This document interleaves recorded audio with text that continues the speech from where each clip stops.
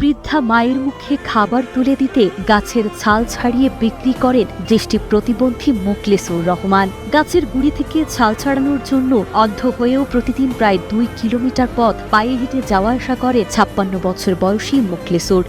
আমাদের 1 কিলোমিটার দূর থেকে সবকিছু রিক্সা, অটো, মোটরসাইকেল চলতে আছে, তার ভিতর দিয়ে সে আস্তে আস্তে পায়ের ইশারায় সে আমার এই মিলে আসে মোটামুটি 50 বছর থেকে। কারু কাছে যে হাত পাতে চেয়ে নিবে সে চাইবেই না কোনোদিন সে কারু কাছে চাইতে দেখিনি আমরা। ভালো মানুষের ভিক্ষা করছে।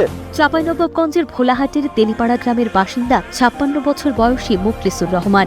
জন্ম থেকেই সুস্থ স্বাভাবিক মোখলেস হঠাৎ অসুস্থ হয়ে 6 বছর বয়সে ধীরে ধীরে অন্ধত্ব বরণ করেন।